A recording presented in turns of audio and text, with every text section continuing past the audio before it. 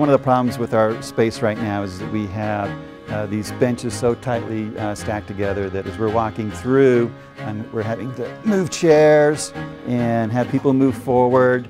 We are at maximum capacity as far as student enrollments. I think with the enrollment increasing as much as it is, we just need to better be able to accommodate our students. And right now, we don't have the space.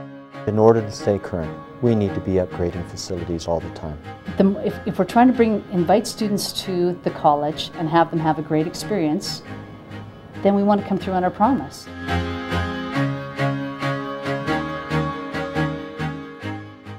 Make sure you fill in the subject data at the top. With 15 students in there in a lab that's designed for 20 students, because of the tight space between the lab benches, between the lab bench and the wall, it's really hard to get to the students. And then they usually have their backpacks sitting on the floor, so you're stepping over backpacks and pushing them under the lab benches so that you can get to the students. This is really a safety hazard. The students really feel the lack of space. When they're running into each other, doing their labs, they can't get from one end of the lab to the other very easily.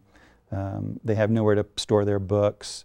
They're just piling on top of each other trying to do the experiments, having to wait to do experiments because of lack of space. How many of you would like a lab space to study? Yes. Yeah, so you could, wouldn't it be awesome to be able to have where you could have models and you could be able to go in and study outside of lab? Because a lot of times it's hard to get into lab because we're running labs. What's that? For anatomy with like the skeletons and the brains, and they have more room.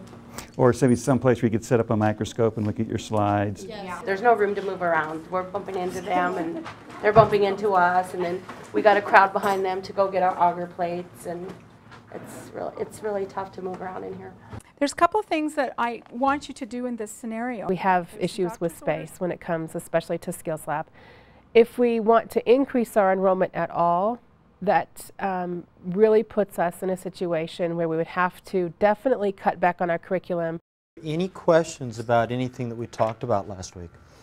I think initially that the idea of having a building and a facility set aside for not just our program, but for all of health and science would be a wonderful recruiting tool. I want this to be the best work you've done on a lab report in your whole life. If we're trying to invite students to the college and have them have a great experience, then we want to come through on our promise. And if we get them through the door and then kind of have to keep explaining ourselves, it's not how you want to run your labs or your classes. You can't just keep inviting guests over and then put them in the basement and then put them on the couch and put them somewhere else. You want to put them somewhere where they got a great view, and they got great space, and they're in a top-notch facility.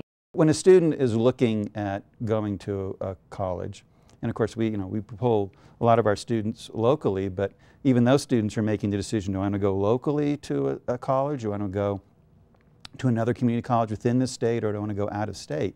And they look at those spaces and they see a lab that's run down and old versus a newer lab, a more modern facility. I think just natural that they want to choose those modern labs. So I think in terms of keeping students that we have in the county, having them come here for biology rather than going out of state or a different community college, it makes a competitive difference.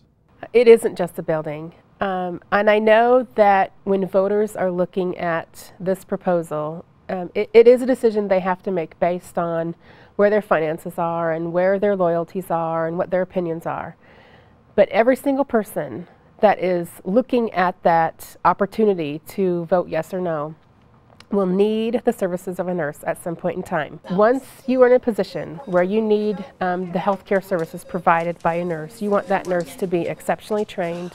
You want that nurse to be a graduate of a strong program that has a running track record of producing very sought after, exceptional quality nurses that are recruited heavily from all over the country. And knowing that we are limited on the numbers of those nurses this program can graduate, you want there to be an opportunity for one of those stellar nurses to take care of you or your family member.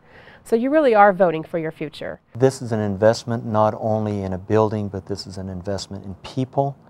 This is an investment in those homeowners children or grandchildren or neighbors that will be of value to not only the community, property, but to people. And so, sure, times are tight, but this is a good investment.